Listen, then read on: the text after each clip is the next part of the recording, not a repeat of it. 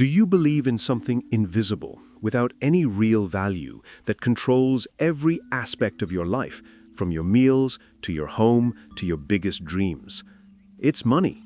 From seashells to salt to printed paper, how humans created and believed in money is one of the greatest stories of imagination and cooperation. Welcome back to the series, The 70,000-Year Secret of Humankind, where we lift the curtain of history to better understand the amazing journey of Homo sapiens.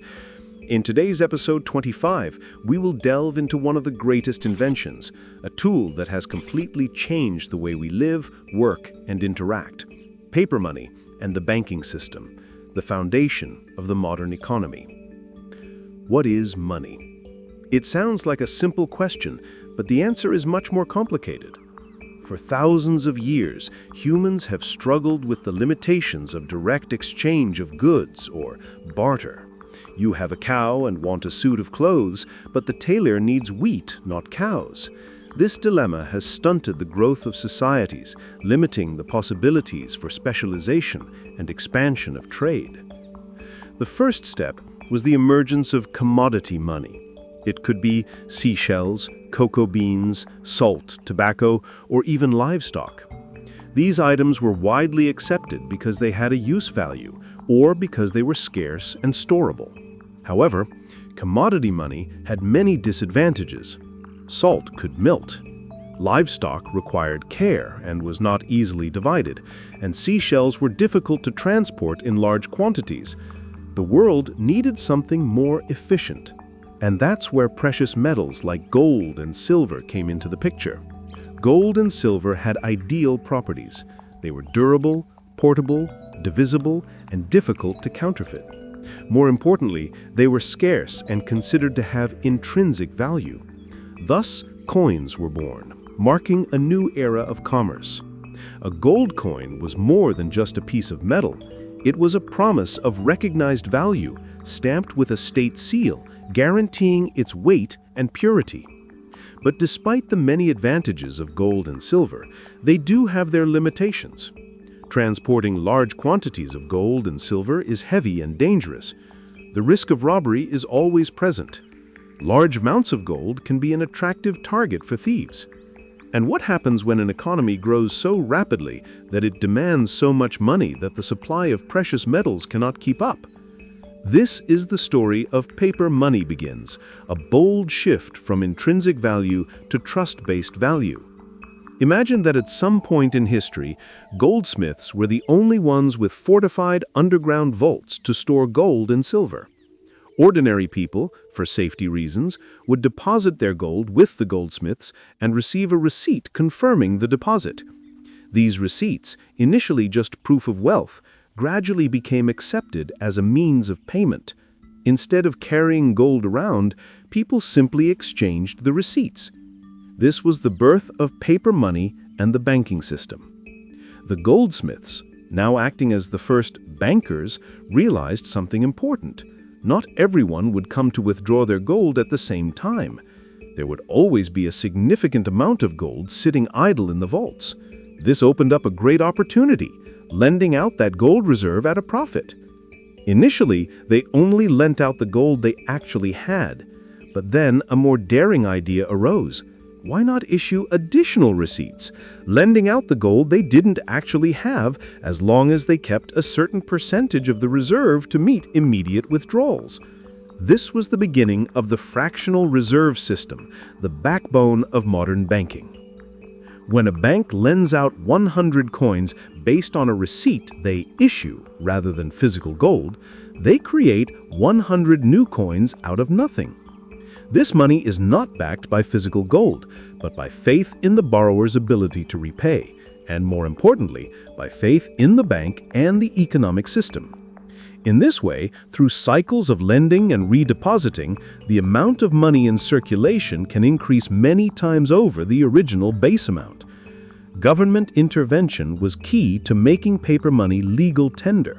Governments recognized the potential of paper money to finance wars, build infrastructure, and control the economy. They began to establish central banks, monopolizing the printing of money and declaring these papers legal tender that all citizens had to accept in transactions. Initially, many paper currencies were backed by gold or silver.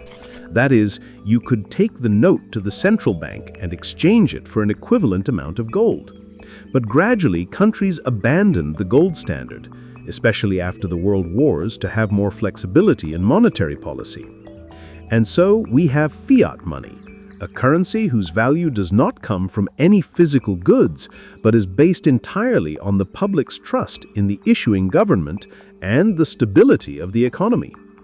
A 500,000 VND bill has no intrinsic value of 500,000 VND. It is just a piece of paper. But we still use it to buy and sell because we trust that others will accept it and that the government will maintain its value. Yuval Noah Harari's concept of imagined orders is particularly relevant here. Money is one of the most powerful and universal imagined orders of humankind. It allows millions, even billions of people who do not know each other to cooperate and exchange goods and services efficiently.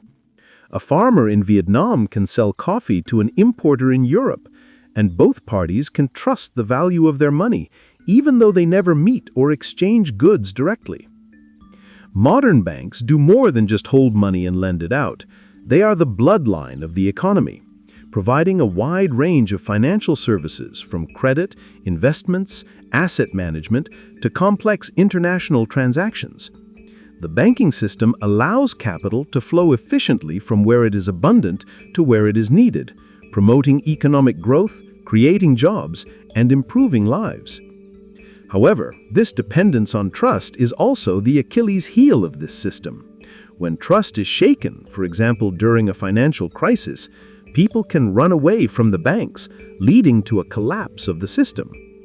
This is why governments and central banks must constantly strive to maintain financial stability and protect public confidence in the system. Paper money and banks created a world that was completely different from the one we knew. We were no longer limited by what we could exchange directly. We could dream up grand projects, build huge cities, and fund expensive scientific research, all thanks to money's ability to store value and allocate resources. They promoted specialization, allowing each individual to focus on a particular field and contribute to a larger economic system. But here is an interesting paradox. Money, an invention of the imagination, has now become one of the most powerful motivators for humankind in pursuing material and non-material goals. We work for money, earn money to buy things, accumulate money to gain security and power. Money has even become a measure of success and social status. In the digital age, money has become increasingly abstract. We rarely touch physical bills, but instead deal with numbers on phone screens and electronic transactions. This reinforces the idea that money is a concept, a collective agreement, rather than a tangible object. Its power lies in the shared belief that it can be exchanged for goods and services. The development of money and banking is a powerful testament to humanity's ability to create complex imaginary orders for large-scale cooperation. It is not just an economic tool, but also a social construct, a belief system that has shaped our civilization. And when we have mastered the workings of money and the financial system to create such a complex society as today, another question arises. Can we use our understanding and technology to overcome the inherent biological limitations of humans? If money has given us the power to shape the physical world, what happens when we begin to crave the power to shape ourselves beyond the limits of biology and death? This is the story of another great and ambitious search of mankind, a race that has lasted for the past 500 years, the race to find the elixir of life. Let's watch in the next episode of the 70,000-year-old secret of humankind.